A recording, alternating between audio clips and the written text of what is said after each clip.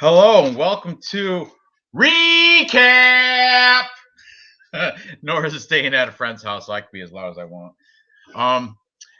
Recap.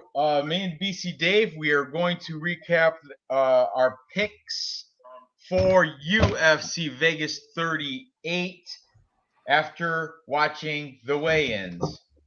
Dave will admit that he did miss the weigh-ins, but I watched them, and Dave does have a lot of stats. I'm hoping, right? You did do some research this week, right, Dave? Always have stats. I'm Dave is now doing sober October. Cheers to that. I'm. You know what? Dave said I can have Fridays off, so I'm gonna do sober October too, but not Fridays. Don't apply. The Friday's my cheat day. Sounds good. It's fair. That is fair. Anyway, yeah, I did watch the weigh-ins earlier today when I was at work before lunch number 1 of 2. With actually it was in between lunch 1 and lunch 2. Lunch 1's food, couple brews. Lunch 2 is pure liquid. But I watched it with Vlad from UFC Celebrity Classics and his little live commentary during the weigh-ins. It was interesting. Real News MMA was in there. But anyway, couple people missed weight. There's a fight that's off the card. Aspen Ladd, Macy Chazon off the card because Aspen Ladd got ill due to a bad weight cut. Like I was telling Dave, this happened before, except last time she went through with it and got knocked out by Jermaine Durand to me in first round. Yeah. So she figured, yeah, I don't know, she's gonna either have to get her weight and check her. So what is she? She's at like 135 too, and there's no featherweight really. There's no featherweight for women. There should be. I think there should be all the way up to light heavyweight, bring in the big girls. But yeah, there's no. It stops at pretty much at. It stops at bantamweight, doesn't it? Like that's like Amanda Nunes is the. If you look up featherweight rankings, there's one person, Amanda Nunes. That's it. There's not even a top 10. There's just a one person. But anyway, she came in heavy at bantamweight, so that fight is off. Cross that sucker right off because she didn't come in heavy. She made weight, but she was a shadow of herself. She was a ghost. She was wobbly, I guess. I don't know. Tapology says ill due to bad weight or due to weight cut. And she weighed in at 137 too. I mean, she only missed it by a couple pounds. Oh, she did miss weight. By one, she came in at 137 was her weight. Oh yeah, yeah. And you know what? They had. I remember I saw that on Instagram. They had the box of shame, and I don't know. They're making some negative comments about her because this is not the first time. But anyway, Betch Carrera, that son of a bitch, she also missed weight. She came in heavy, but that fight is still going on because Carol Rosa, despite that, is going to destroy her. But we'll get into that once we get into that. So open up Tapology, Dave, and what is the curtain opener for this? Because my order is so messed up. I got prelim fights on the main card and main card fights on the prelims. So tell me what. Straight first of all, we're going to guide the order. Yeah, so we got Aspen Ladd that missed weight, fights off. Mike Breeden came in and missed weight as well. I believe that fight's still on. He did. I think he did that on purpose for a little bit of advantage, but he's still probably going to get wrecked. But go ahead. And we got Betty who missed weight. All right. So those are the three that missed weight. One fights off. Got it. Right. And you know who had a horrible weight cut? He made weight, but man, he looked wobbly on the scales. Was that Belgium guy, Gaetano Pirello. We'll talk about that when we get there. What's the curtain opener? What's the curtain jerker on this part? All right. First one, we got Johnny Eduardo against Alejandro Perez. Right. Now, this Eduardo guy, everyone's fading him because he's an oldie. He's like 43. I don't know, 40. I think Tapology says 41, but I've heard like 4 different cappers say he's 43. Yeah, he's 41 years old. That's according to Tapology, but I've heard more than one person say he's really 43. I don't know why they keep saying that. But anyway, whatever. He's in his 40s. Early 40s, and they're fading him for that. A little hot tip that I found out during research: That's Jose Aldo's striking coach, Johnny Eduardo. Interesting, right? That explains But no takedowns. huh? Right? But but that doesn't mean anything. Just because you're a coach doesn't mean you're a fighter. Because I've known many a coaches. It's like taking Henry Hooft. You think Henry Hooft can go into the? No. He's a great coach, or who's the guy? Cha. There's that Cha. There's Faraz Zahabi. You think he can go in a fight? He can't. He's a hell of a coach. I'm just saying, just because he's Jose Aldo strike coach doesn't mean really anything. But unless you're Rafael Fiziev, Tiger Muay Thai striking coach. Now that means something. But anyway, Johnny Eduardo, everybody's fading him because he's an oldie and he's coming off a loss to Nathaniel Wood where he clearly gave up. He had a second round sloppy takedown. He got caught with the Darce choke, got put out, and everyone is and rightfully so. He should be faded because that was a horrible sloppy takedown. Got caught with a choke, got choked out. And Alejandro Perez, not looking that great either, coming off a loss to Yadong Song. He got knocked out round one by Yadong Song. But Yadong Song's good. So Alejandro Perez, I mean, I'm going to pick him to win, but he's a heavy favorite. I want to see what I know I have written down minus 230. He's got to still be up near there. I've got him at minus 250 on Bet365. Oh, see, it's even worse for him. Yeah, but I mean, he is the Mexican coming into this. I don't know if you've been listening to Dana White. So what? Is he a Mexican or a Mexicant? Yeah, he's a Mexican. Second PI is going up in Mexico. They're putting in a lot of money. He's got a higher caliber of opponents. He's my lock of the night. If you look at his really? Yeah, if you look at his stats, he's at 3.5 strikes a minute or against 2.89. Eduardo is the only Brazilian that I've ever seen that has no jiu-jitsu. It's a Brazilian with no jits. He's got 0 takedown average. So Perez can do what he wants with him. He can stand and trade with him, or he can take him down and do what he wants with him. But I'm telling you, I'm all over Perez on this one. I've already got bets on him. Already got money in. Johnny Eduardo, his nickname is Pratinho. Wonder what that means. I wish I should have Googled it. Pratinho. Anyway, I'm with you, but man, these at minus 250, I don't see any value there. I do think Perez is going to win, but Johnny Eduardo, I mean, Jose Aldo striking coach. I mean, I think before in his past, he's like 41, 43, whatever. I think he was like a contender. Like he was at one point, he was top 10 at one point in his he's 28-12, double-digit losses.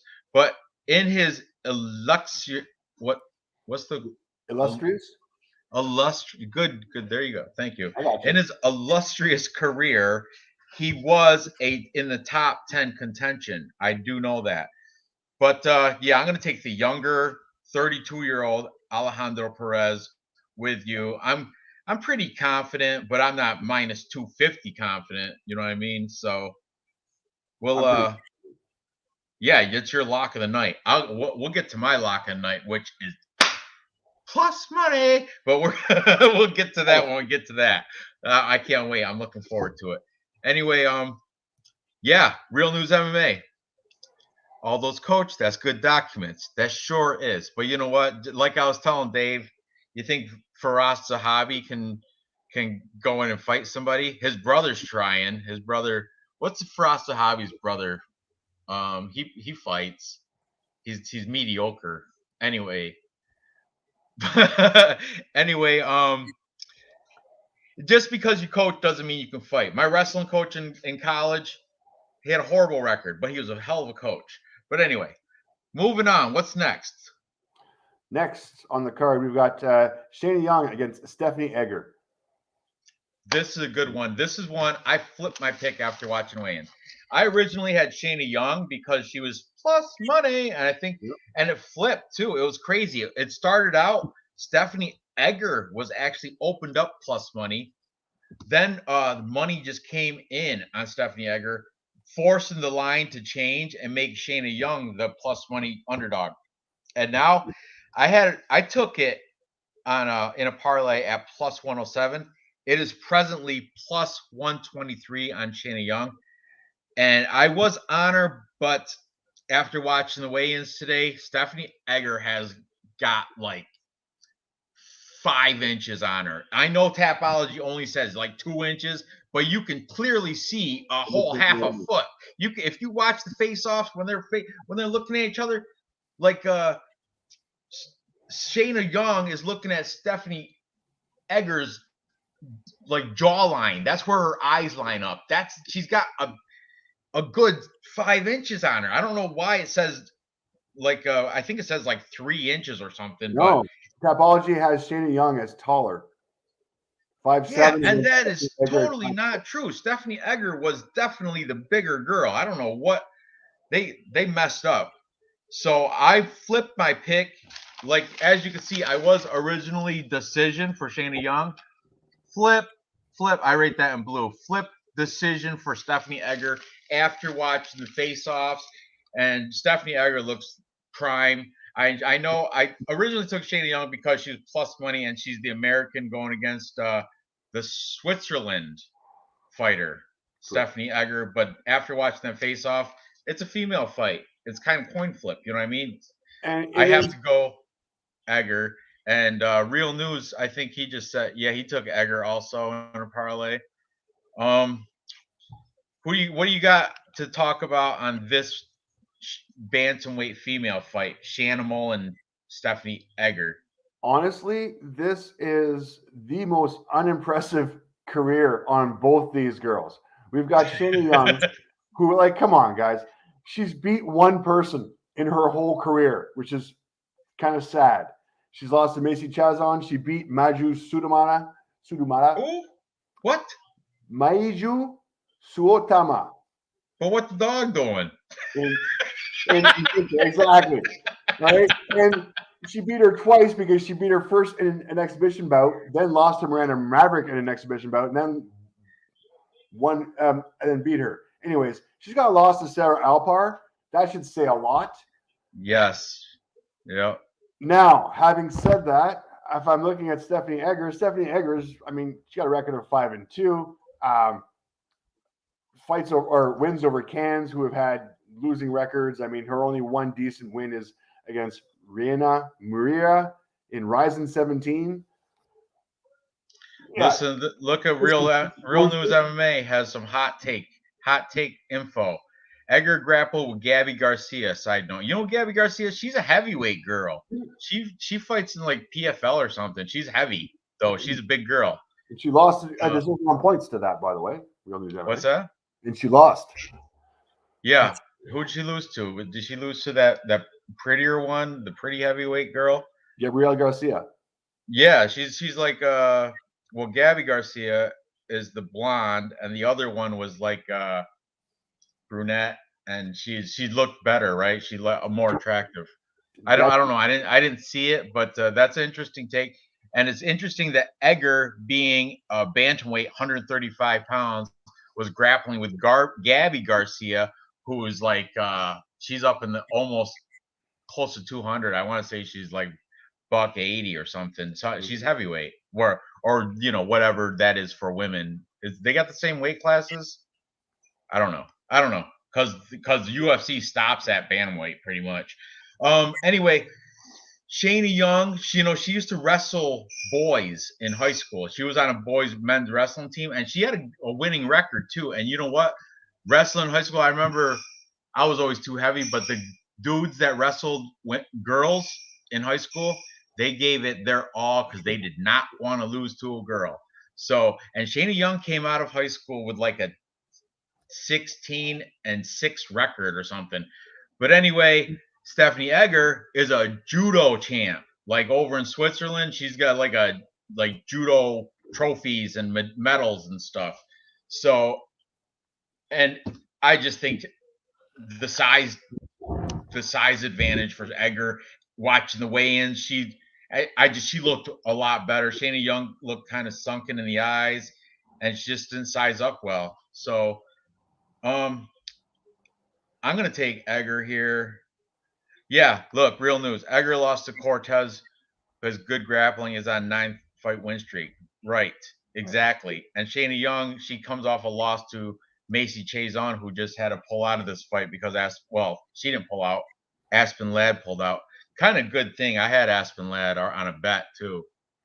I took before the weigh-ins. I hate making bets before the weigh-ins because then they come in looking like crap and on the scales, and you're swap. So that was a good thing actually that it faded out. Okay, so you're on Edgar. I'm on Edgar. Also, I was actually on Young before. You're kind of changing my mind. 3.05 strikes a minute. You changed your own mind with that Sarah Alpar loss, right? 3.05 strikes a minute against 0.67 strikes a minute. Edgar doesn't throw anything. She really does not throw hands. So is it going to go right to the ground? Is it? I just flip a coin, and I'm in this case, my coin's going to be flipped, and it's going to go to Shayna. I think she. All right, good luck. Sarah Alpar rear naked choked her. Rear naked choke. She also has an exhibition belt loss too. Fight. We're going to give her that one. All right, that was this is her first real serious fight in the UFC. Let me see here. Yeah, I know. She's from Invicta, where she had a horrible like a win-loss pattern type record. She lost to somebody named Lisa Vervosa. I don't know. Is this a female fight? I guess that she does got nice abs in her Tapology picture, though. I'll give her that. But on the scales, I'm going strictly by what they look like on the scales, to be honest with you. And on the scales, Nicole Egger's sister, Stephanie, looked a lot better. I'll look at it later on. What's that? I'll put an asterisk on it, and I'll check the weigh-ins later on, and I'll see if you're right or wrong. Real News has got my back. Egger by sub. Yeah, that Dave has documents. Oh boy, you got your pad. Okay. What's next? Is it the Antonina? I've got Douglas Andrade versus. Oh yeah, Gaetano Perello. Now watching the things with Vlad, Gaetano Perello looked like crap. He made weight, but he looked like he had a bad weight cut. He looked sunken out. He looked drained. He looked like he was dehydrated, wobbly on the scales, all the signs of a bad weight cut. And I had Douglas Andrade before watching the weigh-ins. I had Douglas Andrade because Gaetano Perello has garbage ground game. He's from Belgium. They don't even know what jiu-jitsu is in Belgium. He trains at a place called Vitor Team Shaolin. Shaolin's like Shaolin Kung Fu. The Kung Fu, the way of the crane and the dragon and the tiger and all the forms and stuff. That's not BJJ. That's striking. He doesn't know how it goes on the ground. And Andrade, coming out of Brazil, he knows some BJJ. Even though they're both coming off losses, but Lerone Murphy for Andrade, Lerone Murphy's good, but so is Ricky Simone, and he triangle choke submitted Gaetano Perello. Douglas Andrade lost to Lerone Murphy by unanimous decision. But one thing, Gaetano Perello does have age advantage, but at 36 years old for Andrade, Perello's 29. I don't know. They both have the same height and reach, so there's no difference there. I'm going by, once again, I don't like the odds at all. It's not a parlay piece for me, but I got to take Andrade, just how Perello looked on the scales. And like I said, I had him picked before the bad weight cut, as did a ton of other cappers right there. See, Andrade, I got him by decision. Look, I've noted it. Bad weight cut. Only Pub Sports Radio picked him, and I think they picked him on like a dog or pass type scenario because he's 2-1 favorite or 2-1 underdog. What you got on your documents for this? So this is the one I want to look at for the weight cuts because Douglas Andrade usually fights at 145. Now in this fight, he's coming down to 135. Now, Perillo usually fights at 135, so the fact that he had problems making weight is really kind of scary. Guess as it happens, when you get older, it's harder to lose weight. Looking at their records, Perillo's can't crush her. I got nobody on him. Andrade's got wins over Barrow, Vera, Cody Gibson. And like I said in my notes, if he has a good weight cut, he has to be a lock. And you're telling me the other guy had the bad weight cut? Yeah, Perello looked like crap. You can ask Vlad. Vlad was like, "Oh, look at Perello. He's wobbly. He does not look good. Not look." I'm horrible with Vlad's accent, but anyway, you get the picture. Yeah. Real news. What do you got? He said Douglas Andrade. Yeah, Douglas Andrade may run this dude over if he isn't ready. Yeah, he's gonna run. This is not. I'm very confident with this pick on Andrade over Perello. Very confident. I was confident before the weight cut. Now I'm gonna double down. I think on my bet. Minus I might right now. I'm not at plus 230 or minus 270. I can't minus 270, but I'm gonna asterisk that because he's one of my locks. I'm gonna make a picture of a little padlock picture right next to Douglas Andrade, little padlock. But at minus 270, that's what Bet Online showing right now. That's disgusting. I can't do it. I threw in a parlay, but I'll point this when I was watching the Pub Sport Radio Clint Diehard MMA podcast. There was in the chat room there was a Belgium fan. There's a fan out of Belgium, and he was saying in Belgium, do not take Perillo because there's no BJJ in Belgium. There's no facility. You can't even go, and if you I want to learn how to do Brazilian Jiu-Jitsu. Not in Belgium. You're not gonna. You can't find it. All you can find is maybe some folk style wrestling for like Olympic style wrestling, but that's it. You're not going to find submission grappling. So that's why, because of the chat room guy, I'm taking Douglas Andrade. It's funny, but Pearl actually weighed in at 134.5, so he actually cut half a pound more than he needed to. Yeah, and he looked sapped out. I'm telling you, and everybody in Vlad's little live chat room, there was only I think 11 of us or something in there, but everybody agreed. He's like, yeah, look at him. He's wobbly. I guess he was wobbling. I was at work, so I could only, peek at it. But anyway, what's next? Next, Jamie Malarkey? Yeah, Smith against Malarkey. This one's tough. This is a hard pick. Hard pick for me.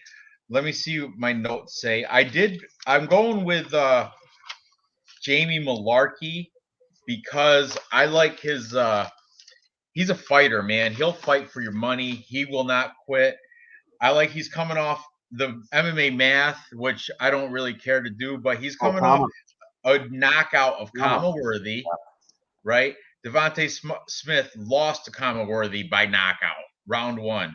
So people are saying, not a lot of people, but some people are like, oh, that was just a fluke. He caught him round 1, but Jamie Malarkey caught Kama-Worthy round 1 coincidentally. He's 3-2 in his last 5 from Malarkey. He trains with Alexander Volkanovski, and who else is down from City? Oh, he went after he got beat by Brad Riddell in a regional scene. He joined City Kickboxing, but he never left his gym in South Wales, Australia. City Kickboxing out of New Zealand. Volkanovski actually went, and they're training at a place in South Wales called Freestyle Gym.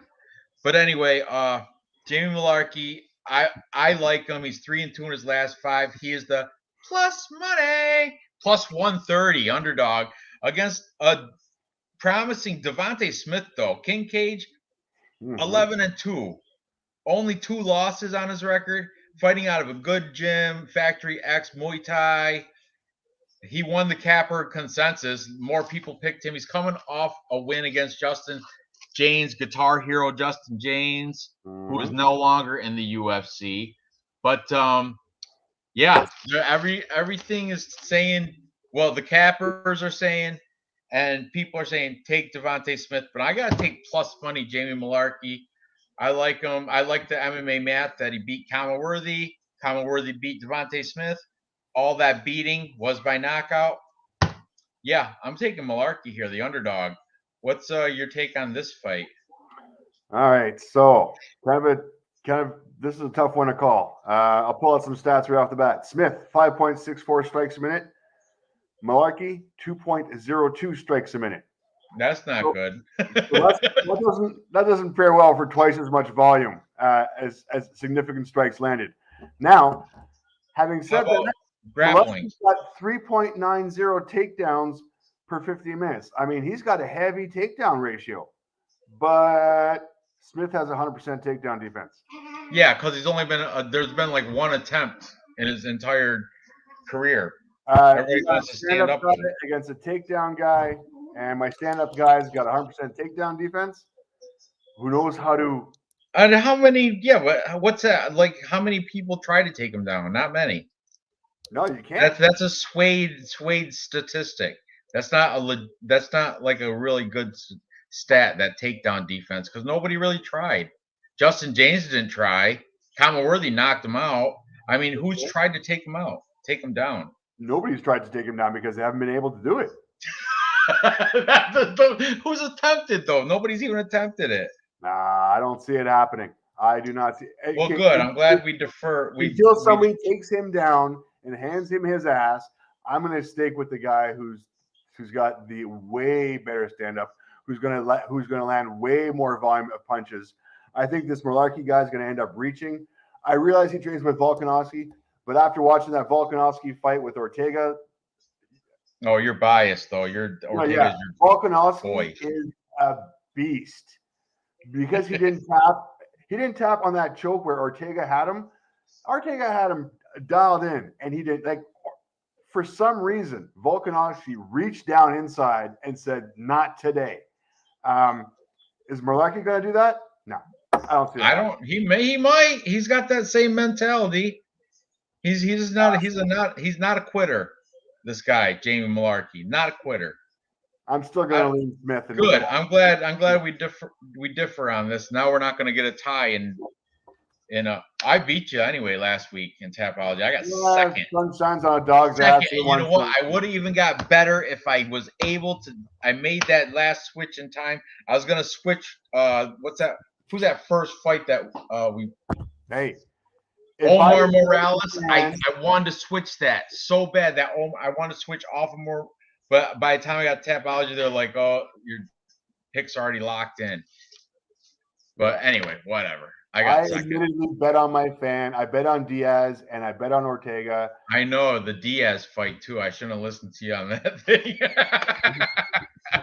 You totally flipped my pick. Two fights I said I'm not betting with my mind or my stats. I'm betting with my fandom. You had a good theory. You're like, oh, this card's catered to him. He's got the Nick Diaz army in here. And I know. That one guy was a clown. He got knocked out by Semmelsberger in like 10 seconds or something. He just got one punch knockout. His eyes rolled back into the back of his head, and he flat backed it.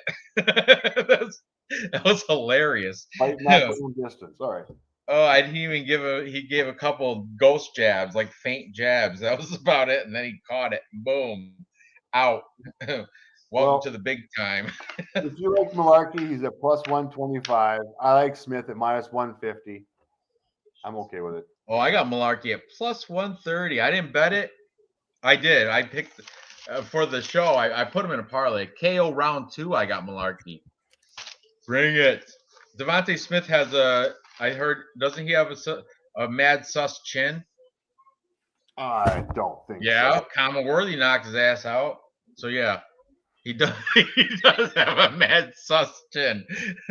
But Real News is on same side with you. He's going Smith by KO. I'm taking Malarkey by KO. I think he's gonna do what he did to Kama Worthy, but do it to Devontae Smith. Same thing, ground and pound. But I think Smith probably make it out of the first round. I always take the second round, give these guys the benefit of the doubt. Yeah. At least the veterans. I got Smith by KO. Fight's not going the distance. Hey, Real News MMA, and I agree. Smith by KO. Dites, this one's not going. Safe bet. I think we're all going to agree on not going the distance. I got Malarkey. Good. I'm glad. Now that's going to be the deciding factor how I beat you in Tapology. Nah, I don't think so. Yeah, I can't wait to say I told you so. Anyway, what's next? Nico Price? Carlo Rosa and Bet Correa. Oh, Batch Carrera. Yeah. That son of a batch. She missed weight by like 3 pounds or something, 2 pounds, 2.5 pounds or something. She missed weight. Yeah. Missed weight. Carol Rosa, I had her before everybody. Then nobody's picking Betch Carrera because this is her last. She already said, I'm retiring after this fight. She's 1-3-1 in her last 5. She's coming off a loss to Hanny Kianzad. She's 38 years old. Carol Rosa is 26 years old. She's coming off a win against Jocelyn Edwards. She's on a 5-fight win streak. Yep. It's Carol Rosa all day. I don't even know. The odds are disgusting. I think I'll find it, but I've written down. That's 500. Minus 700. According to Bet Online, minus 700. Betch Carrera is a plus 450, but I'm not even hedging that. I'm not even going to hedge it. I think she might have did the whole, I don't give a shit. I'm just going to collect this paycheck. I missed weight, and so what? I'll pay my 30% first because it's just, I just want to go out as I think on social media, like she said, I want to retire as a UFC fighter. So she just didn't want to be in like Brave FC or Combate I get it. or whatever. She wanted to fight in the UFC on her way out the door. Carol Rosa's got goals and aspirations. She's got vision beyond this Betch Carrera fight. This is a lock on even Vlad. This is his lock. This is everybody's lock. It's not my lock because it's too chalky, but I don't see Carol Rosa losing at all anyway, no how. No. Plain and simple. No. This is the biggest line on the card too, right? I think so. I mean, this is pretty huge. No. Line bigger. Mike Breeden, Alexander Hernandez. That one's a big one too. But you know what? I think Mike Breeden has a better chance of beating Alexander Hernandez than Betch Carrera does over Carol Rosa. So that's how confident I am with this. But the only way this girl loses the fight is if she trips and fucking knocks herself out on the way in the ring. Like, honestly, there is 7.3 strikes per minute, 4.9 strikes a minute. No, Betch Carrera is out. She gets outstriked. I heard a stat from another capper said Betch Carrera has been outstriked every single one of her fights except for one. And that was like a long time ago too. I forget who it was. It was just some nobody that she outstruck. But everybody else outstrikes her like 2-1. Like, double her volume. Anyway, let's move off of that because that's just disgusting. There's not even a value there. I'm not going to put that in any type of parlay. That's the one I'm going to go out to the truck and take my dogs out, if you know what I mean. I know exactly what you mean. Next on the docket, we got Joe Solecki and Jared Gordon. This one's a banger. I don't know if it's a banger because it's wrestler versus BJJ guy. But so it's probably not going to be a banger like strikers, but it's going to be a very interesting fight from a grappling sense because Joe Solecki, BJJ black belt out of Jim O in North Carolina, is taking on Jared Gordon, who's a BJJ brown belt he used to be out of Renzo Gracie in New York City, in Queens, New York, but has since moved to Sanford MMA down in Florida with, Gilbert Burns, Vicente Luque, Sanford MMA, a good place. Jared Flash Gordon's coming off a win over Danny Chavez where he missed weight by like 3 pounds. He used that weight and the grappling to get control over Danny Chavez, to control him against the cage, control him on the ground, win a unanimous decision victory. Joe Selecki, on the other hand, this guy, he's on a 6-fight win streak. This guy's a prospect, up and coming prospect. I like Joe Selecki a lot here. He's a minus 136. Well, on my paper, no, he's a minus 126 favorite, which is good value, I think. I think he's better than 120, minus 126. He's coming off a win against veteran Jim Miller. Jim Miller's got the most fights in the UFC right now as active fighters, I think. I like Joe Selecki. I'm all over it. Jared Gordon, he is a great grappler. He's never been out grappled. He's only been knocked out. But I got Joe. Look, Dev the Dude. Welcome, Dev. Dev the Dude thinks Joe is a lock. And I agree. I am high on Joe Selecki. I'm asterisking this one. This is going to make my parlay. Go ahead. Give me your spiel. Now, as I was just talking about this, I realized this has been moved up to the curtain jerker for the main card. So I skipped it. Good, because that's how I promoted it. I was there because originally it was listed as a prelim. So as a headline prelim. Yeah, I've got Joe should be the bigger fighter in this one. In the face-offs, he was too. The face-offs, yeah. I watched the face-offs, and he was a tad bit bigger. Mm-hmm. We've got Jared Gordon. I mean, he's got wins over cans. He's very talented, but I just don't see him being a finishing fighter. Joe's coming off a 6-fight streak. I think he's more of a finish fighter. Now, the stats, this is one where the stats I don't think tell the true story. I've got Joe at 2.6 strikes per minute, but I think they're more powerful strikes.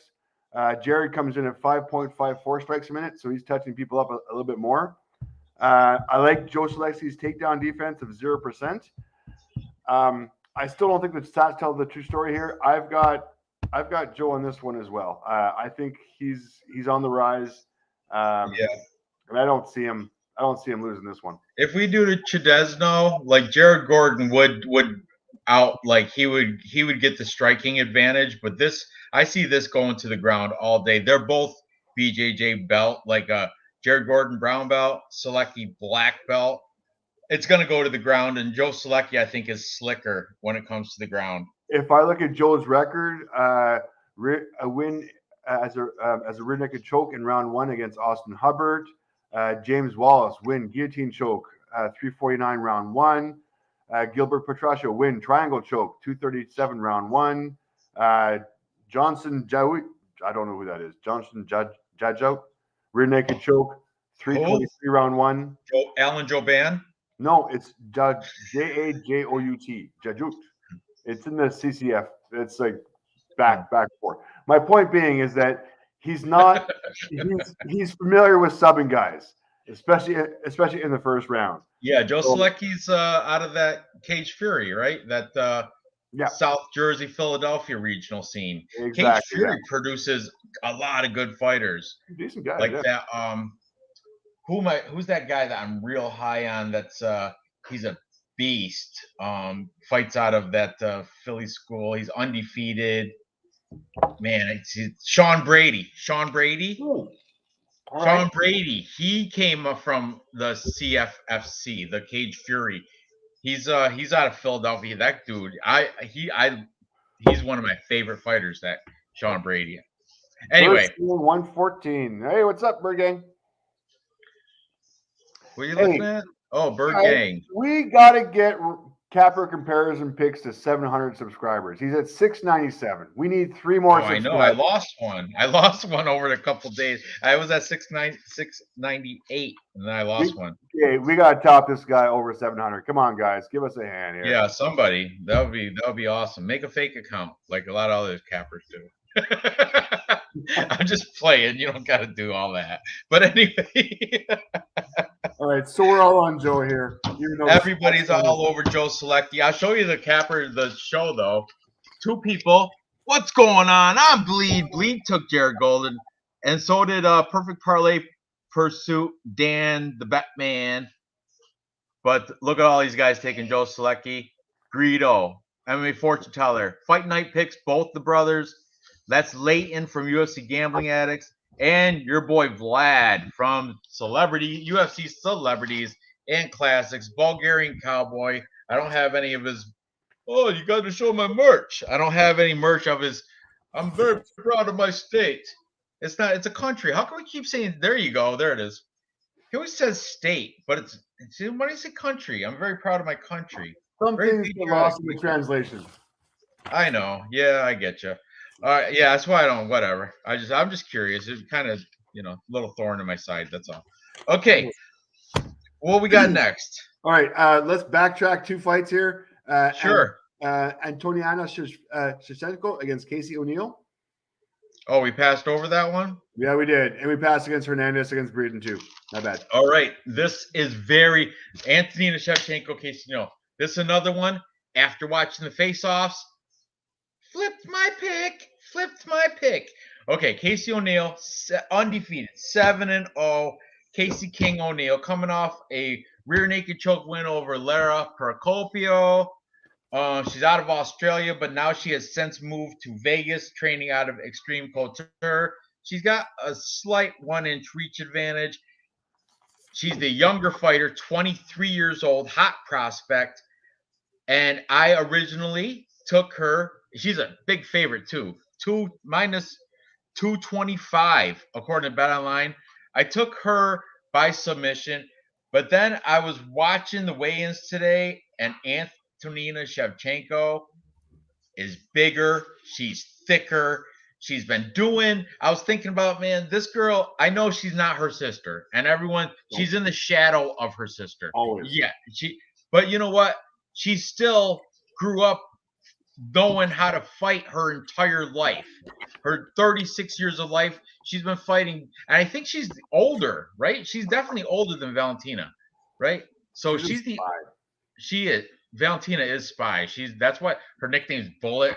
How many clues does she have to give you that she's a fucking spy from Kyrgyzstan? But anyway, Antonina, not a spy, but she still has she's been training her whole life with her spy sister, Valentina, who is the GOAT. Valentina, no one could beat. Even Amanda Nunes can't beat her. She can't cut the weight to get to 125. The only time she beat her, Shevchenko had to give up 10 pounds and come to 135 to lose. So, and everything aside, when you watch like Embedded last week when they show Valentina training with Brandon Moreno. Antonina's not even in the picture. She's out probably having pizza with her boyfriend or whatever. Or she's married, actually, I think, Antonina. But anyway, I'm taking Antonina to upset this pretty Casey O'Neill, upset the perfect record, and put a big 1 on that unblemished record, 1 loss at plus 190 plus money for Antonina. I'll show you the thing. Originally, I had, where is it? Right there. Casey O'Neill by submission with the majority of the cappers, but flip decision with AJ DeVito. AJ DeVito also taking the underdog, Antonina La Pantera Shevchenko.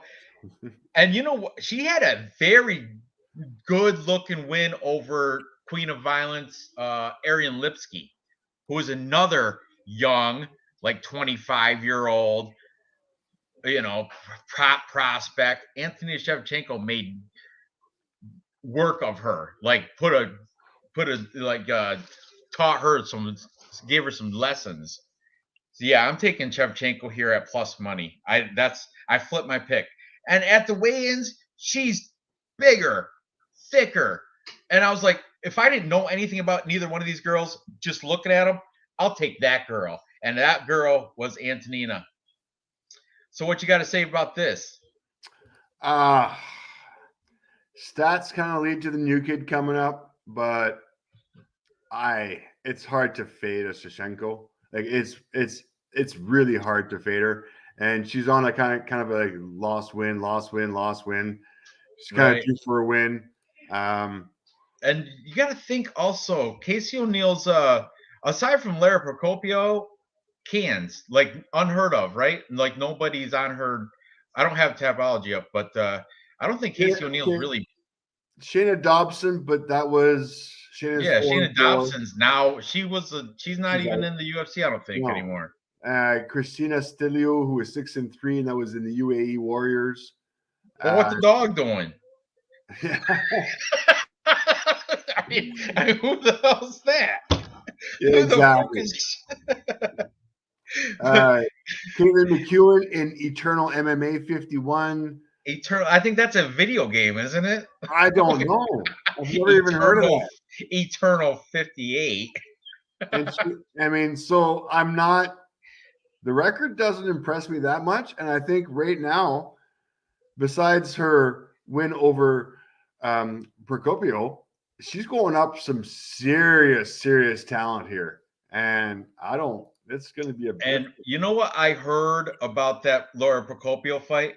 Laura Procopio was winning that fight. She got choked out in the third round, but if you go by statistics, strikes landed and shit like that, if it went to the decision, Lara Procopio would have got the decision. But she got rear naked choked by Casey O'Neill, caught her in the third round. And Antonina grew up kickboxing, but she got a little bit of knowledge.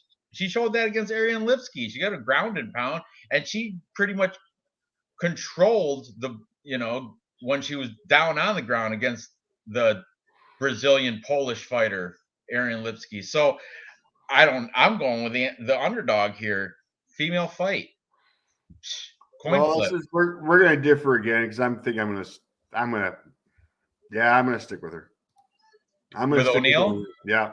Good for you. Dev the Dude is also saying O'Neill's a lock.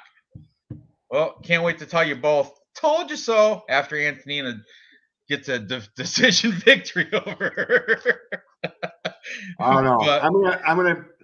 Antoniana's let me down many times. So I don't know. Sure has. I'm gonna go with the Scottish girl. We'll see. But she's also burnt me when I took Ariane Lipsky for a full unit, and Antonina made her look like she was not the queen of violence. She made her look like the queen of dance. I don't know. She did not. Yeah, she made a fool of Ariane Lipsky, and I almost unfriended her or unfollowed her on Instagram after that fight. I'm gonna plus 190. I'm hedge betting her right now for half a unit, $10. $10 would make me 19. Place bet done.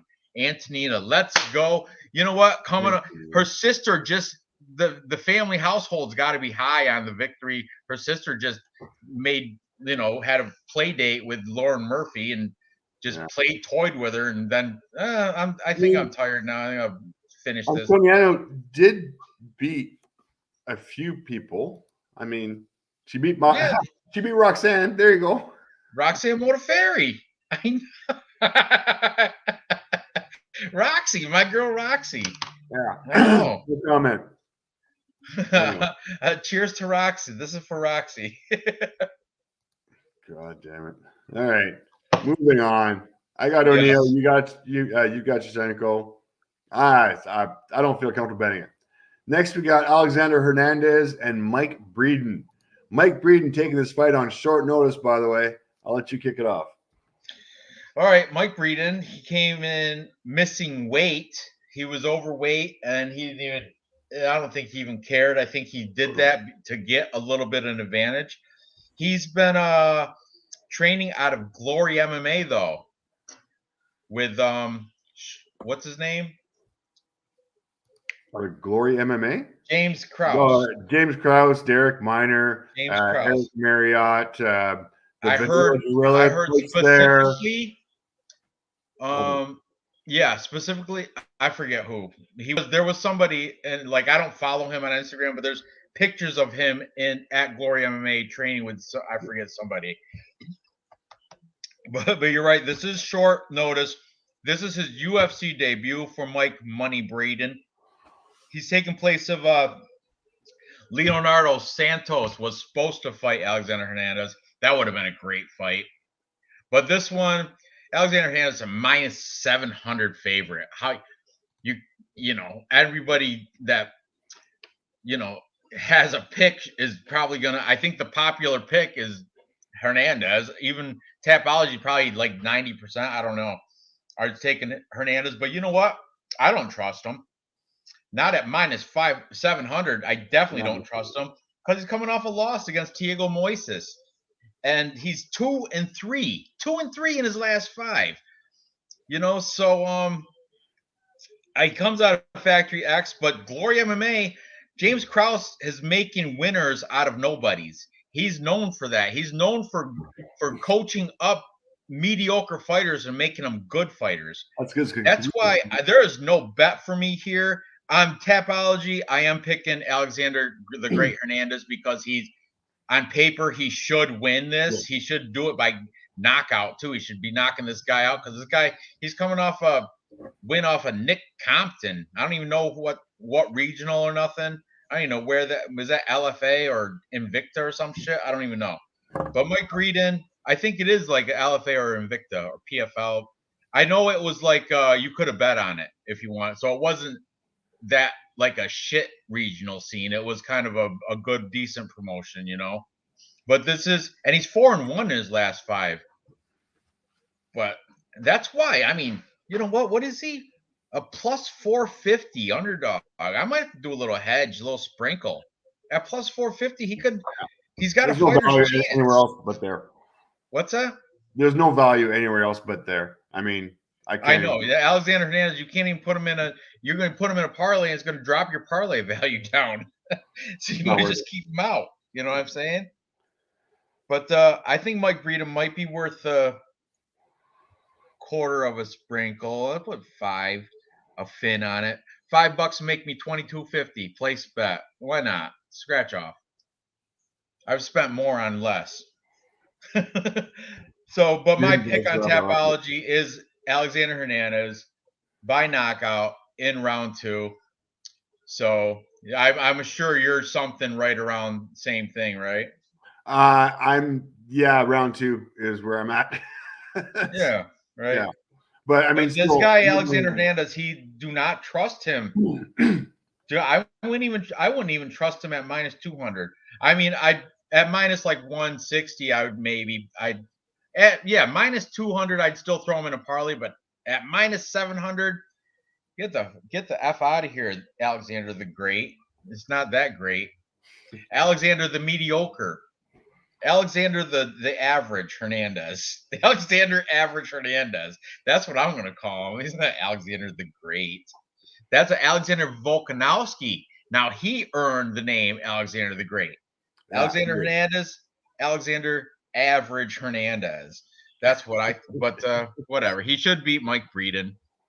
Okay, that's him, and the other one are the biggest. What's the other huge? Oh, Betch Carrera.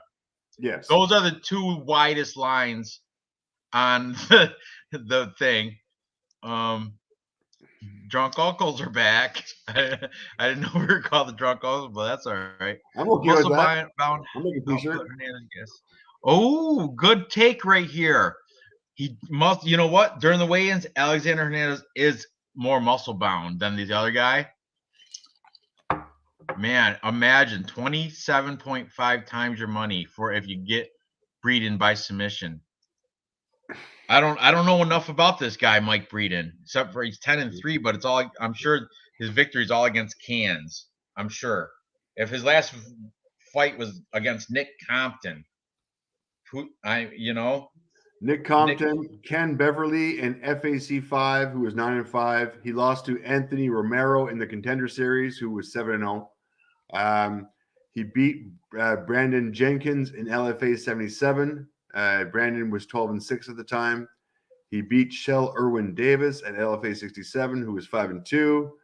He beat Henry Lindsay, Ultimate Blues Corner Battles, who was 6-7. Ooh, was that on a tugboat? Ultimate was that on a casino riverboat fight? Backyard fucking shit going on there. Sounds like something you'd go see on a riverboat, at a gambling riverboat. On the bayou. I'm gonna go see Mike Breeden fight. So yeah, I mean, it's a stretch, but I mean, there's no value here, guys. There is no value. I've got minus 550 or plus 400. I got minus 700 for Hernandez. Unreal. I mean, a hedge back on Mike Breeden for fun. Sure, scratch off. Go ahead. But I'm staying away from this one. Look, Noah Allen's got hot. Hernandez does slow down if he doesn't run through you. Yeah, He runs through most people though. Well, no, not he didn't run through Thiago Moises. Anyway, what we got next? Let's move All right, off of now we this. gotta skip a fight because my friggin' ass backwards. What? We have to go back again? No, now with the next fights, the Joe Solecki Jared Gordon fight, which you just did. Okay. So now we're going Misha Serkinov against Krzysztof Jojko. I'm looking forward to hearing what you have to say here because this is my hot take one. This is my hot take. Oh, all right. Well, I got let's go. I am all over this.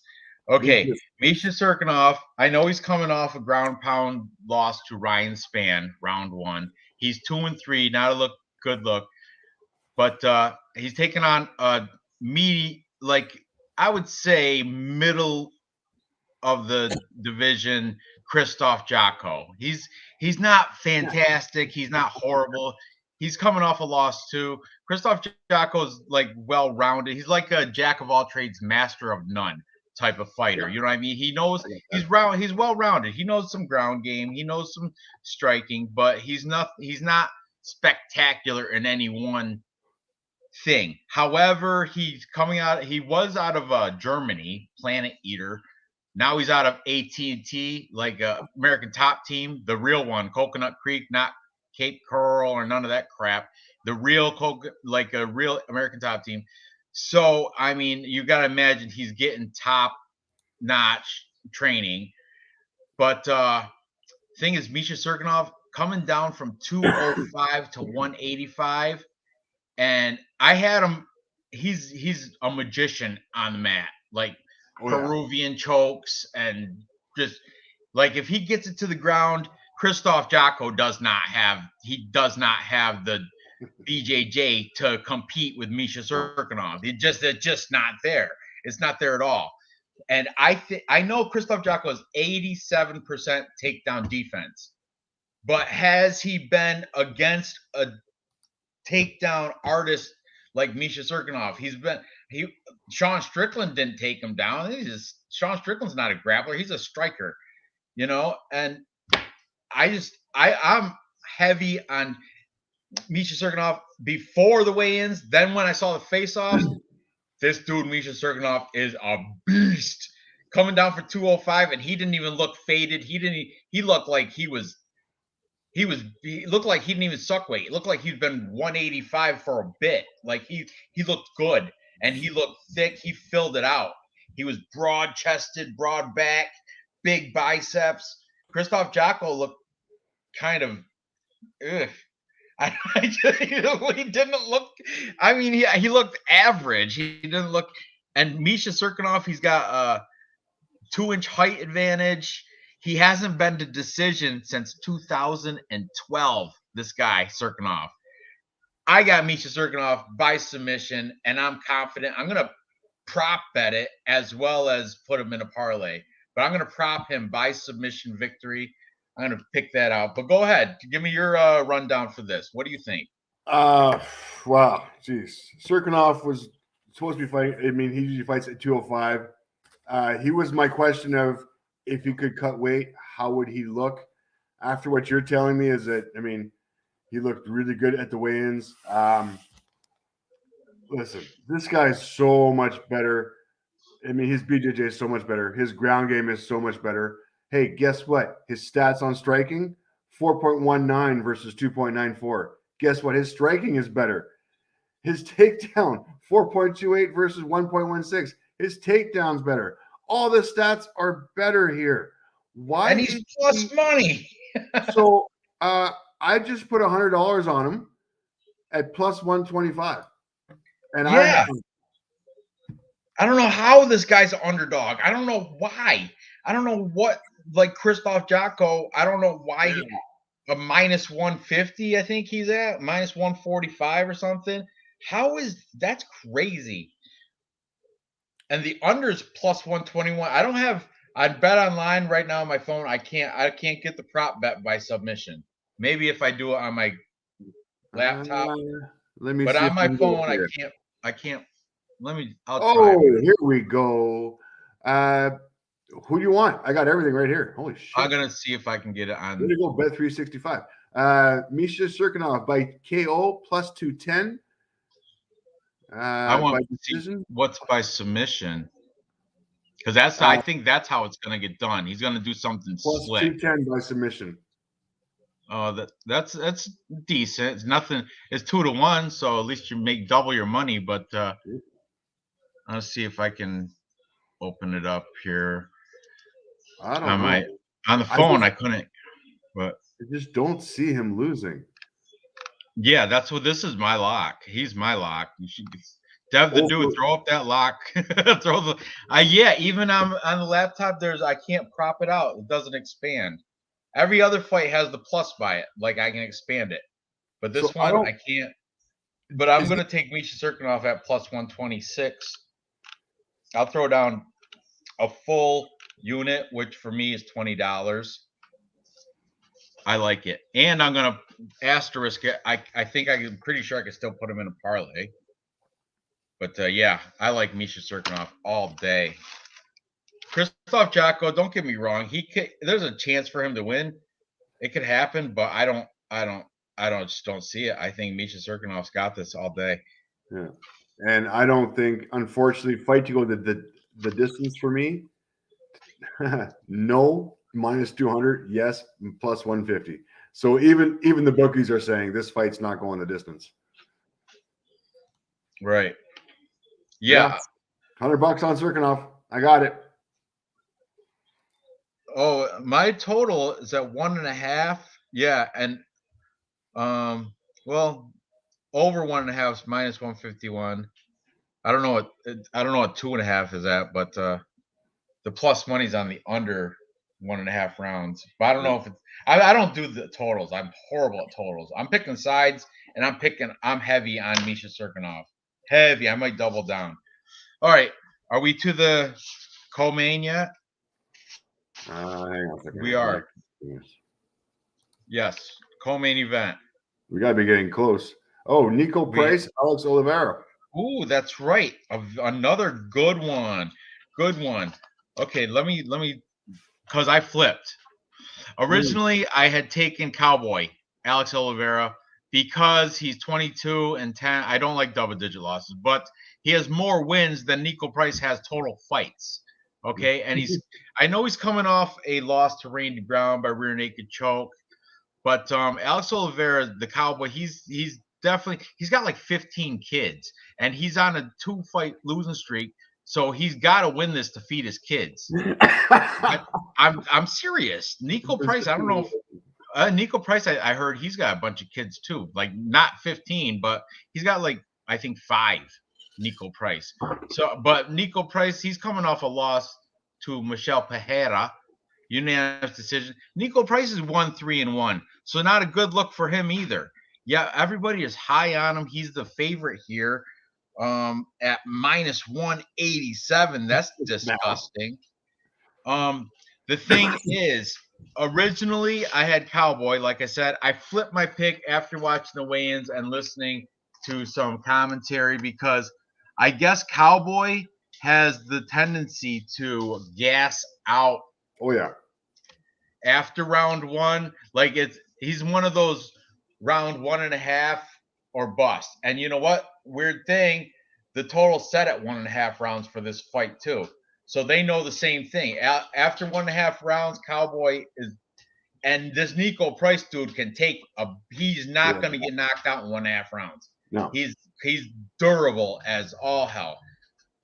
So I think what's going to happen, I think Nico Price he's going to lose round 1, but he's not going to get knocked out. He's not going to get finished. And then he's going to win round 2 and round 3, get the decision over Cowboy Alex Oliveira because of Nico Price's cardio, durability, and will three Chudesno things. Mm-hmm. Cardio, durability, and will to win. I think Nico Price wants it more than Alex Oliveira. I've seen Alex Oliveira fight. I've seen him quit too. Once he knows he's like behind in points, I've seen him just like, all right, finish me off. I'm done. You know. So that's why I flipped my pick. Like I said, I had Oliveira by decision, flipped it. Now I'm on Nico Price. What's your take on this? It scares me. I would like to pick Alex Oliveira, but Nico Price is striking so much. He's got so much more volume. You got stats there in front of you? Oh, yeah, 5.29 strikes per minute compared to 2.86. Nico is at 5.29. Alex is at 2.86. This is what scares me. The strike absorbs per minute. Nico sucks up a lot of punches. He's got 5.87 strike absorbed per minute compared to 2.23. That scares me a little bit. Then you go to the takedown advantage. Cowboys got the takedown advantage at 2.37 against Nico's 0.75. There's a good cross section of fight, so these stats are actually accurate. The thing is, and this one, and I think this is the way to go. Alex Oliveira average fight time 9.29. Nico Price average fight time 7.39. This ain't going the distance. I would kind of lean towards Nico. I'm not sure. I don't want to fade Alex's Oliveira's fight experience. So I'm going to stay off the side on this one, and I'm going to go under the distance. That's kind of a Vlad pick on. That's definitely a Vlad pick. But yeah, this is a tough fight pick. Like I said, I've already flipped sides. I'm saying for tapology purposes, no money. I'm taking Nico Price as my pick by decision. I already locked it. I already put that in. But dude, I flipped. The opposite. I was on Cowboy because he's got, but people are fading him for recent. They're saying he's war torn.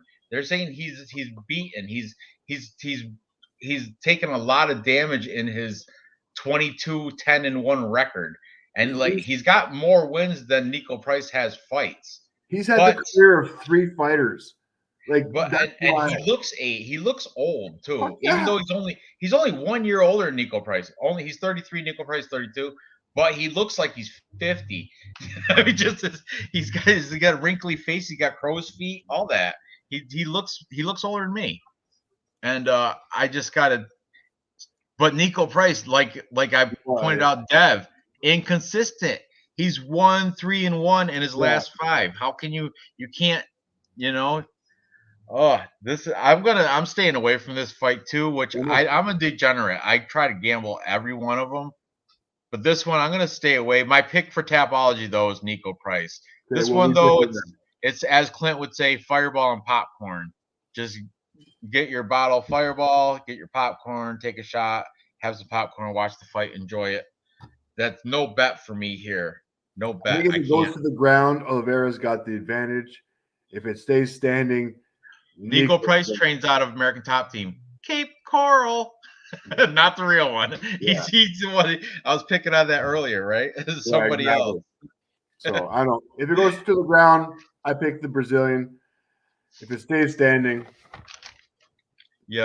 Price will probably keep both these dudes out of any parlays for real. Right here, no parlay on this. Smart thinking, because I will live bet this though. But Noah Allen's saying I have money on Nico. He's going to win easily. I can totally see that, but I just can't trust it. I don't know. He's like Dev said, inconsistent. He's 1-3-1 against the Cowboy Alex Oliveira's veteran. He has the skills. He can get it done. It's just he's been inconsistent too. He's coming off lost to Randy Brown. Same as Dev the dude. I've got Cowboy decision on my tapology, but I have not got no money on this one, but I will live bet it after the first round after I see how these guys actually fight. Because you can live bet 365. Oh yeah. Oh yeah. I don't think you can bet online. I never tried. I'm not a live better. Well, I'm a horrible. If it gets past the first round, you're taking Nico.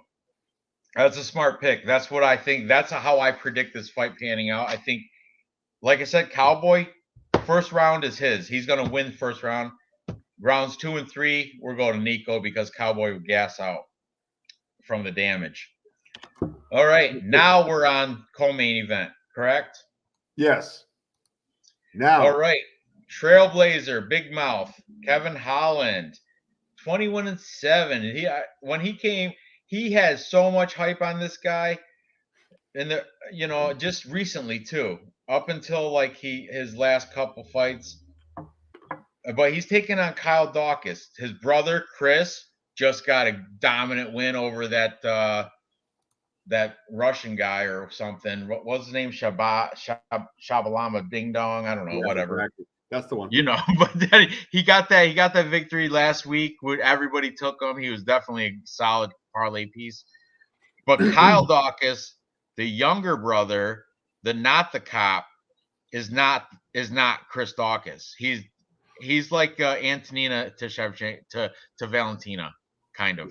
Yeah. But Kyle Dawkins, don't get me wrong, he's decent. He's got good Brazilian jiu-jitsu. He's a black belt out of Martinez BJJ in Philadelphia. He's coming off a loss though to Phil Hawes, who striker Phil Hawes beat him by unanimous decision. Kyle Dawkins is 3-2 in his last 5. They're both the same age. But I don't know. I think Kevin Holland's in line for a bounce back. He's coming off a loss to Marvin Vettori. Marvin Vettori is way better than Kyle Dawkins. Oh yeah. And before that, he has lost against somebody else that's very good. Derek Brunson. Yeah, blonde Brunson too. Blonde hair Brunson is very good.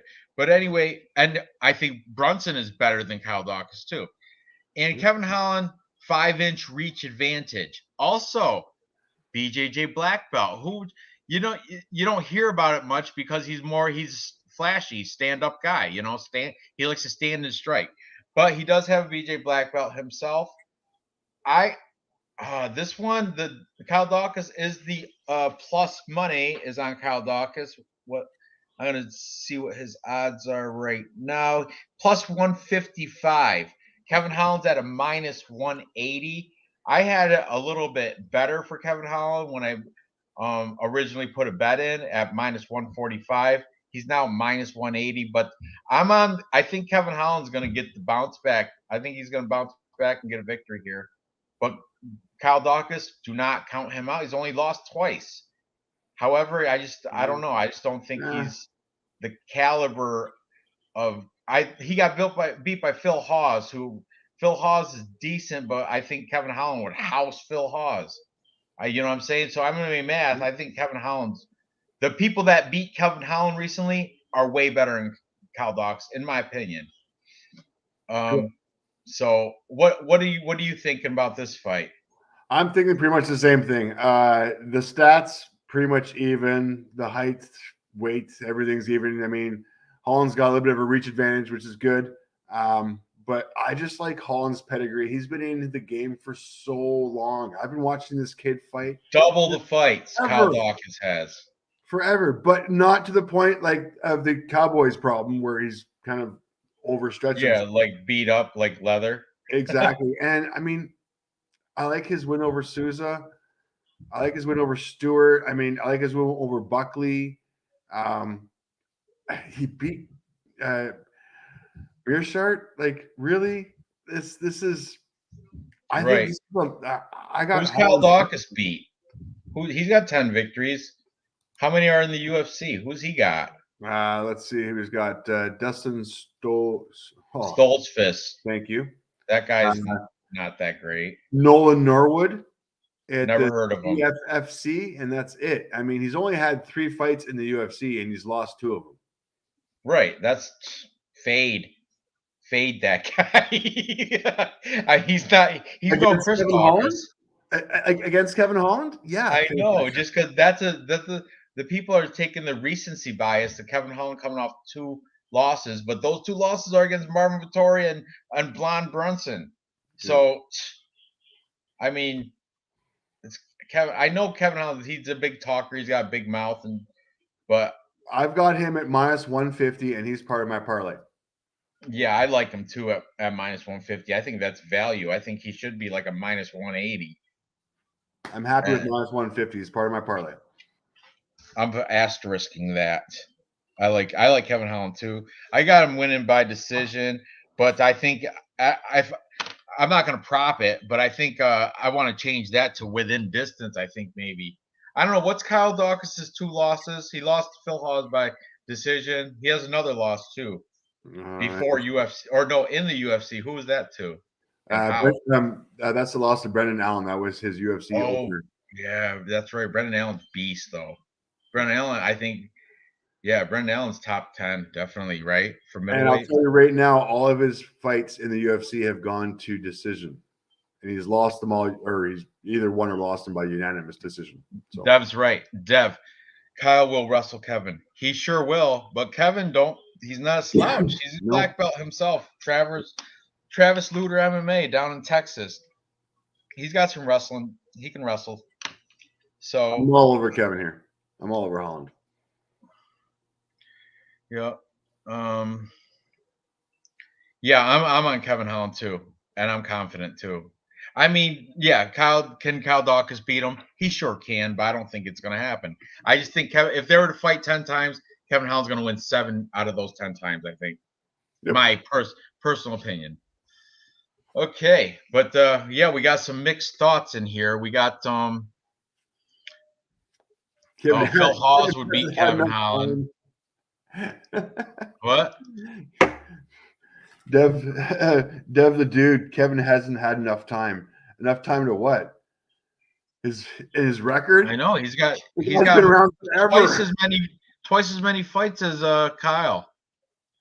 The guy's been around forever. He's got 28 fights. But look, he does make a point here. The Dawkins household is coming off a win, Chris. But I mean, they're different people. I don't think they don't sit at the same table for dinner anymore. No. Chris is a big boy. Chris has his own place. I mean, Kevin Holland has an apartment. Okay, what? And I mean, put your tinfoil cap on here. Kevin Holland is ranked 12th, and Kyle Dawkins is ranked 49. What is it? 49. 49. Yeah. Yeah, like I know at a minus 145. The odds aren't right. But I mean, Kyle Dawkins I'm not counting him completely out.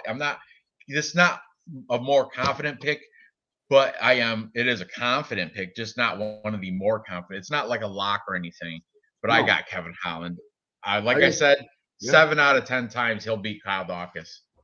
Kyle Dawkins has a 30% chance, in my opinion, a 30% chance in winning. So it could happen, but my money's going to go on the Trailblazer, the big mouth, home alone, Kevin Holland. Damn it. I was going to say I could prop it out to make some plus money by saying the fight will go the distance. I will say, in the face-offs, Kyle Dawkins was the bigger guy. In the face-offs, Kyle Dawkins had a couple inches of height, and he was thicker. Like, his arms were thicker. His chest was broader.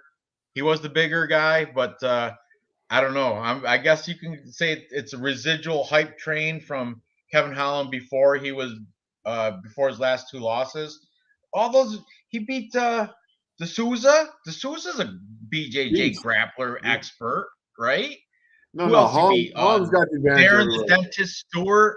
He beat him. He's got a good resume of people that he beat. Where Kyle Dawkins does not have that. Kyle Dawkins has not beat anybody of really good caliber. What's his last win, Kyle Dawkins? What's his one win in the UFC? He's got one win. Stoltzfus. Yeah, Stoltzfus, yeah. That's Stoltzfus. What the dog doing? Who's he? He is not that guy. Trust me, pal. He is not that guy. Stoltzfus. I don't know. I see Holland coming into easy, but I do see it going the distance. So Holland on the decision is my pick. Yeah, mine too. I got it by decision. I didn't cover this in a show because it's co-main event. But look, even the cappers, Vlad took Kyle Dawkins, and so did Dan from Perfect Probably Pursuit. Everybody else that I managed to get in before today, when I was just bored at work, Everybody else is taking Kevin Holland. I got the star by him. That means a confident pick. That means I'm going to probably put it in a parlay, my unbreakable 3-leg parlay. But Dev the dude, good, man. I'm glad you're being contrarian. I'm glad you're taking. But don't let's not get into tinfoil hat stuff tonight, boy. Now we got the whole vaccine mandates at my job, which is causing a big uproar. I was surprised at how many anti-vaxxers I work with that Really? are not, that do not, some of them came out of the woodwork like, there's dead babies in those vaccines. Like, what are you talking about? But whatever. Hey, man. Yeah, just out of the woodwork. Like I had people I never even knew that even worked there. I mean, but anyway, moving on. We got the main event. Yeah.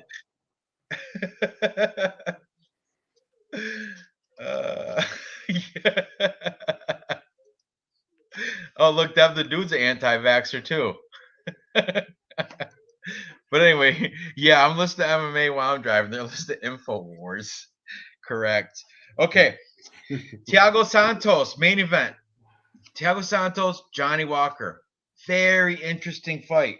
At the weigh-ins, Johnny Walker, the bigger guy. Not as thick, but taller, lengthier, leaner. He's got 4-inch height, 6-inch reach advantage over Thiago Santos. Thiago Santos is like thicker. He's got his biceps are thicker. If you took measurements, his chest is thicker. But Johnny Walker looked phenomenal. He looked like you couldn't get in better shape. He looked like a physical specimen, this guy. Moretta is coming off 3 straight losses. Granted, they were against prime contenders in the division. Alexander Ratchich by unanimous decision. Glover Teixeira, rear naked choke, he lost. And he lost to John Jones, split decision, which some people are arguing that even one of the judges gave him his split decision. So one of the judges got him as a victory, but that happened in 2019. One thing though, he tore both his ACLs and he had them reconstructed. He tore both, not one, both his knees. He was on a walker, like trying to learn how to relearn how to walk after he blew his knees out and had him get reconstructed. And nobody seems to mention that. They're like, oh, Thiago Santos, he's 20, he's got 21 victories, and he's all, Johnny Walker's so flamboyant and does flying knees and all this dancing and stuff. He's like the light heavyweight Michelle Pajeda. He's, and all this. Yeah, well, I mean, Thiago Santos blew both his knees out. I mean, so I don't know.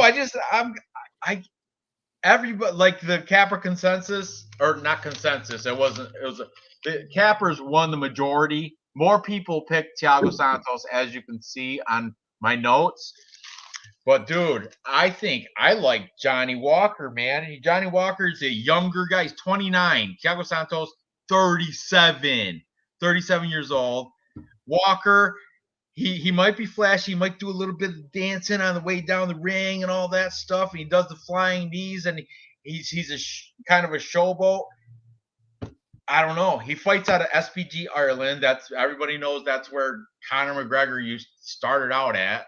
That's where he came out of in the beginning. Thiago Santos fights out of Tata Fight Team. Very good jiu-jitsu place down in Brazil. But I'm on Johnny Walker here, the underdog, plus 145.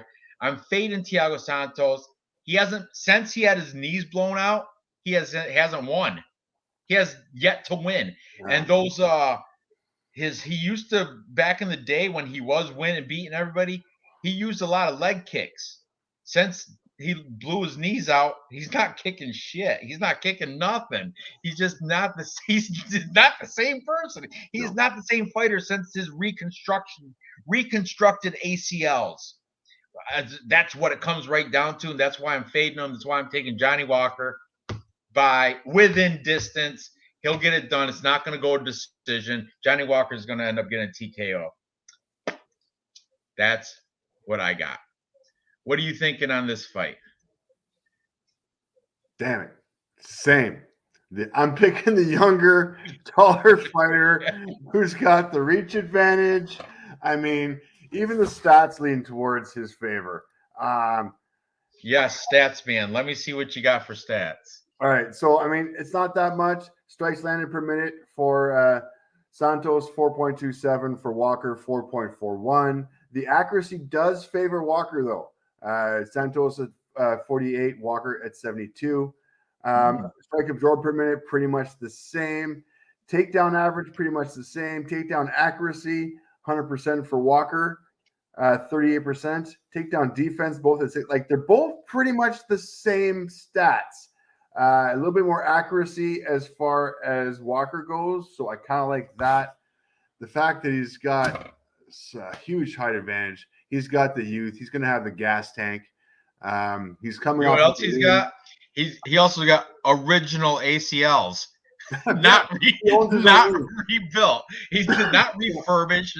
It's not like my kid's Xbox. It's not refurbished. It didn't get in the like reconstructed, redone. It's the original. Yeah. You know what I mean? It's yeah.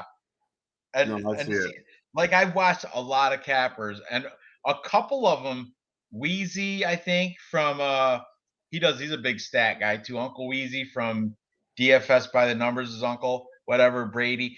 He mentioned the reconstructed knees. That's how and then I looked into it. I'm like, holy shit, he's on point with that stat because he tore both his ACLs, and they show like a video with him with a walker, like doing like an old man walk, like trying to get his knees back. I'm like, well, look at this guy with a walker. Yeah. And he's going to fight in a light heavyweight main event against this 6'6" giant. I'm looking at Noah Allen saying, how often does the bigger narrative work? The bigger narrative works when you have leg kicks from a guy who's 6'6" and can keep his distance. And Oliveira doesn't have any cartilage left there. None whatsoever. Santos, you mean? Oliveira. Right. I'm talking about Cowboy still. Sorry. Santos. I mean, fighting like this guy's going to be able to take. We got a hot take, though. Walker doesn't look this. Walker did the worm after a fight and hurt his shoulder, but he recovered. That was just there was no reconstructive surgery on his shoulder after that. That was just he knocked that out of socket or something. He just whatever. That a couple weeks later, he's back swinging his fist, not on a walker like an old man trying to learn how to retake his baby steps. Come on, Santos. Come on, Thiago. Come on, you can do it. Come on, just 2 more steps. Come on. Get out of here. Those leg kicks are going to be damaging. He's going to be able to keep his distance. He's got such a reach advantage. That coach from SBG Ireland, what's his name? John Chapman or some crap. I forget. Kavanaugh. John Kavanaugh. I'm sure his plan of attack. Hey, kick him in the knees. Yeah. I got an idea how you win. Why don't you give him a couple kicks to the knees? That'll probably straighten him out. Yeah, and when you're that much taller and you have that much distance, you're going to be able to get you get so much torque when you turn your hips. Like, it's a got 4-inch height. 4-inch height. I don't even know his leg reach, but he's got 6-inch reach and 4-inch height. So you got to assume at least 4-inch leg reach. Yeah.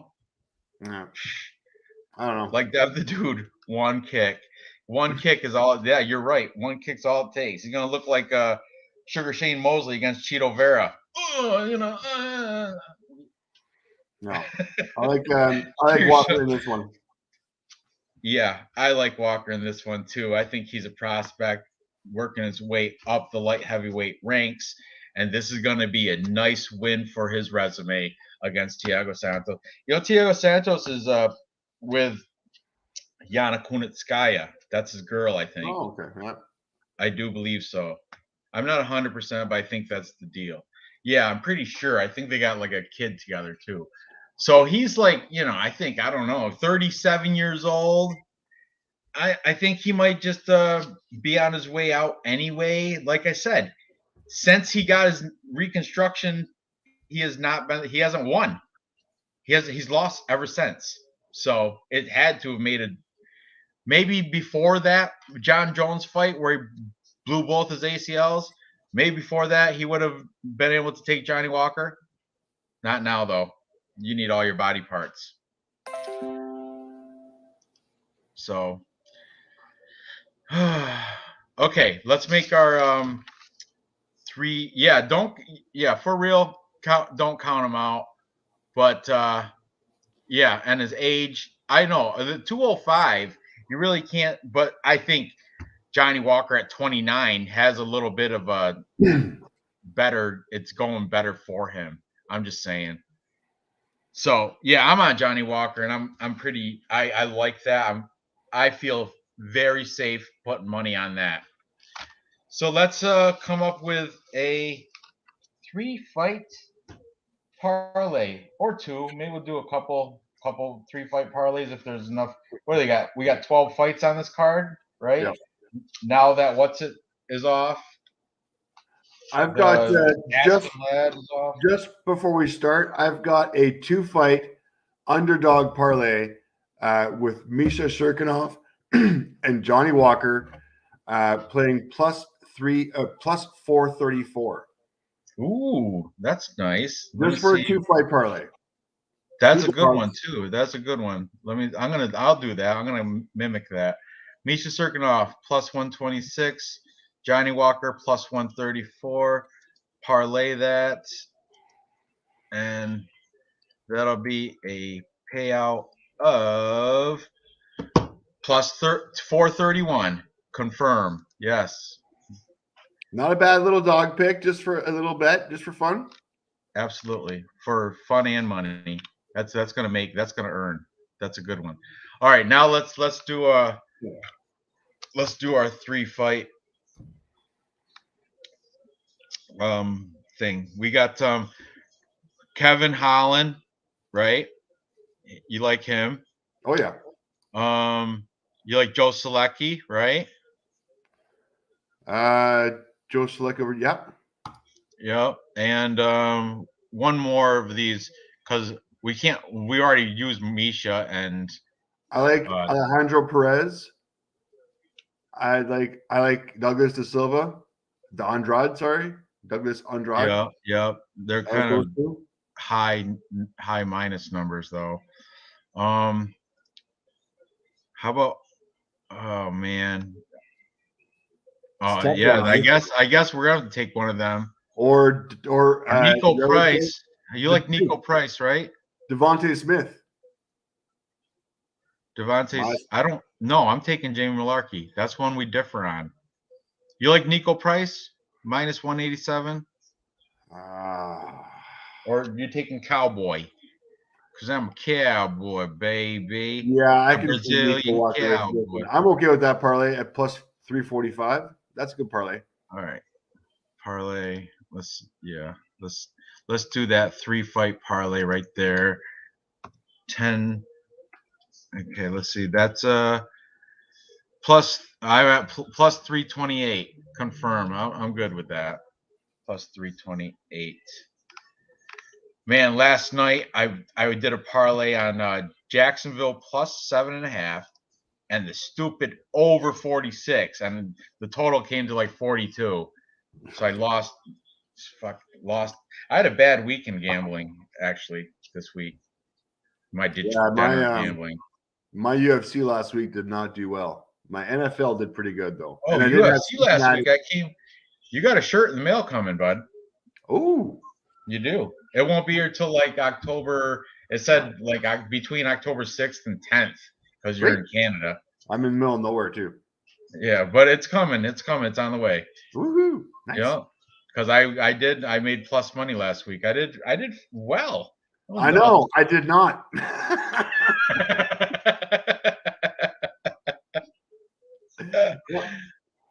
Well, the week beforehand, but not yet. No. Anyways, I've got to dig through. I can't dig through my bets. I've got Alejandro Perez. Andrade, and then I've also got Devontae Smith. So I've got Devontae Smith, Andrade, and Perez plus 226. I'm all over that all day long. And Look what at I love Andrade about by it, submission. What is that? what I Let's love do about it is in the first 4 fights, so you get paid out early.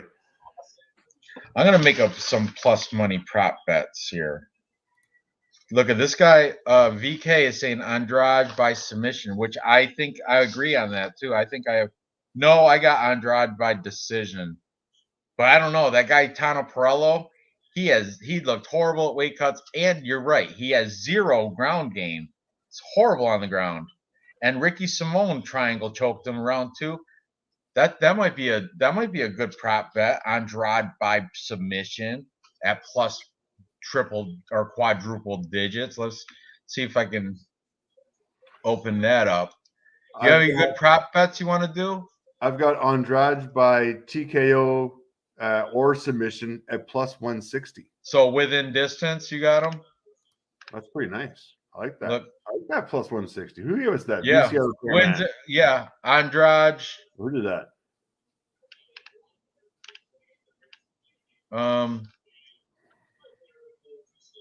Let's see. Andrade to win inside the distance, plus 165. That might be a way to go because, yeah, he could get the submission or he can just ground and pound, get the TKO. That's a safe one. I think I'll do that. But what did that guy VK said by submission? I don't have those props. Plus 1,100 by submission. Plus, see that for me, that seems like I'm getting greedy though. You know, it's kind of the universe doesn't like when I get greedy. They'll give me the inside within distance. I don't know if they're gonna give me they'll just my luck. They'll be like, oh, he could have got the submission, but he chose to ground and pound him instead. You know, it's just stupid shit like that. Could be. Yeah. Don't get too complicated. Keep it simple. Yeah, I know. And that Shanna Young, Stephanie Egger, I flip-flop so much, but after the weigh-ins, I got to go with Egger. You're going with Shanna Young still, did you say?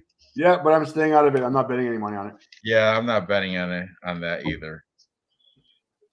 I don't mind. I like that. I like our I'm going to do our common bets parlay, okay?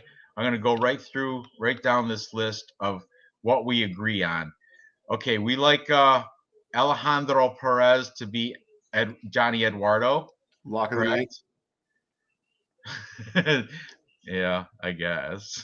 I don't know about the lock of the night, but Mexico's going to take over the UFC soon. You'll see. Yeah, you've been saying that, but besides Brandon Moreno, I mean, look, your boy T City last week. Oh no, that was in the Contender Series. He just got a contract. Who? I don't remember who fought in the Contender Series. Pitbull is his name. One of the pit bulls. There's like 5 pit bulls. Nah, it's a whole Okay. So we got Alejandro Perez, Douglas Andrade. I'm gonna make a crazy parlay. We're in disagreement with Devontae Smith, Jamie Malarkey. I'm not putting Carol Rosa because she's minus 700. That's just stupid. We're disagreement with Shevchenko O'Neal. We both like Joe Selecki. Correct. There you go. We both like I'm not minus 700 for Alexander Hernandez. Forget that. Alexander the average. Not worth it. No.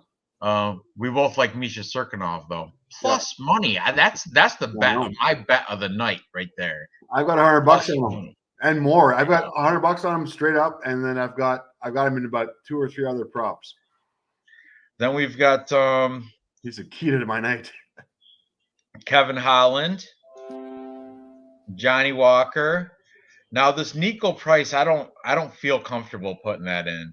No, I'm okay with that. So all right, we got a 6-fight parlay. I'm gonna throw half a unit, which for me is $10 for half a unit because my units are $20 a pop. It's $29.45. And yeah, my $10 will win $279. That's a plus 280 plus or 2,800. Oh, Yeah, plus 2,800. Plus 2,800. Confirm that sucker.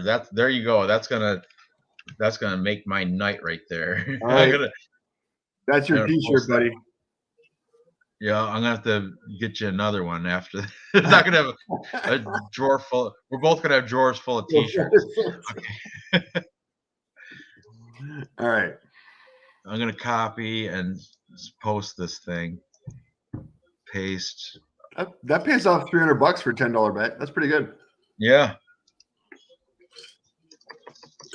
I'm gonna clean this up before I post it.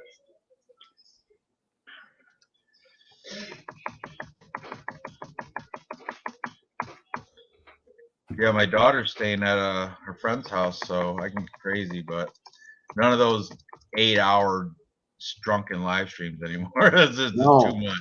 No, I've got to drive 6 hours to Fernie tomorrow. So to where? To Fernie. Fernie? Yeah, that's where my kid lives. Oh, I got to bring my boy to get his haircut tomorrow because Monday's picture day at school. Nice. he's a shaggy mop right now. And then we got a soccer game on Sunday. Okay, so what did I say it was? It was like a plus plus 2,800, or actually 2,780. Okay, chat.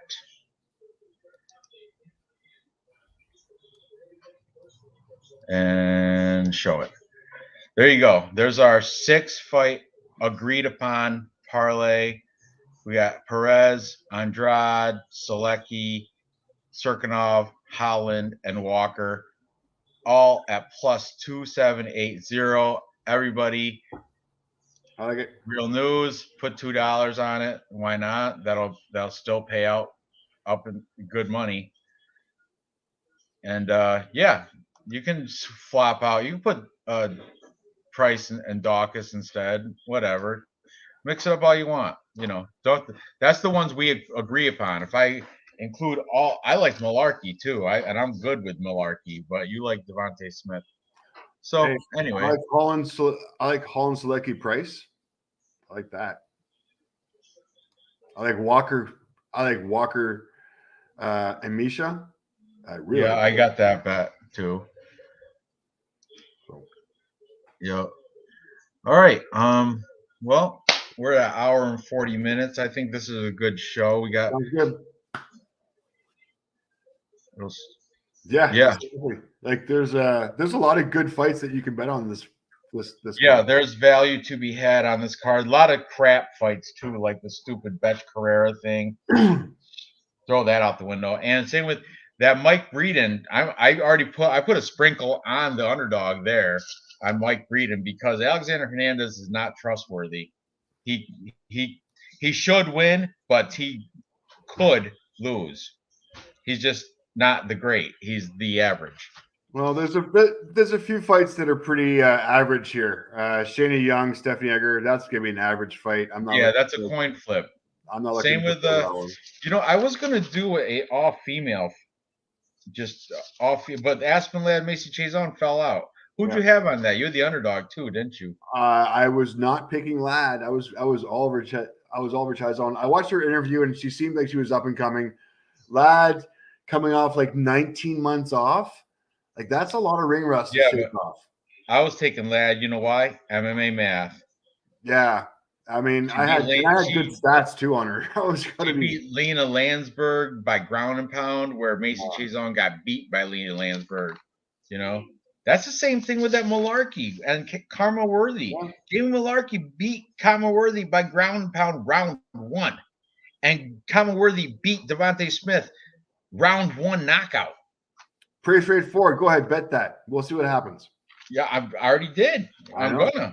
That's why I'm going to beat you Tapology again. Banking on it. Again. I can't wait. I can't wait till I say I told you so. Next week over there, I told you so. All right. So yeah, have a good night. I appreciate everybody in the chat sticking with us through this. This is pretty good discussion over all the fights, and UFC Vegas 38. I'll be probably watching the fights with Vlad as usual, but some of them I'm just gonna stay away. Like Carol Rosa, that's when you go and get your popcorn, whatever. But I can't because no more carbs after 3, right? That's right. October, October. Go get your piece of beef jerky. Or so whatever else. I have my meals planned for after 3 o'clock every single day, so I'm good. I'm gonna make it. I've done this before. I'm an old. Oh, really? Oh, yeah. Sober October. Yeah. Welcome to Sober October. Anybody who wants to join? 15 workouts, 15 yoga sessions, no carbs after 3, and no booze for a month. You're allowed cheat days though. My cheat day is every Friday. I think that's my cheat day too. Right after weigh-ins. So everyone notice how Ranj started his whole Sober October on his cheat day? I'm pretty impressed. My stats would be good. I'm gonna make light heavyweight before this is over. You'll see. Right, we'll see. Yeah, my weight right now, I think this morning was 220. So I gotta lose 15 pounds to make light heavyweight. And October, I got it. I'm gonna do it. And look, Amstel Light. It's not. You got this. It's not full flavor. It's not. You got this. I do. You can tell your wife to send me her thank you gift whenever she wants. Yeah. All right. Okay. Thanks for watching, guys. Take care. All right. I'll see you guys next week.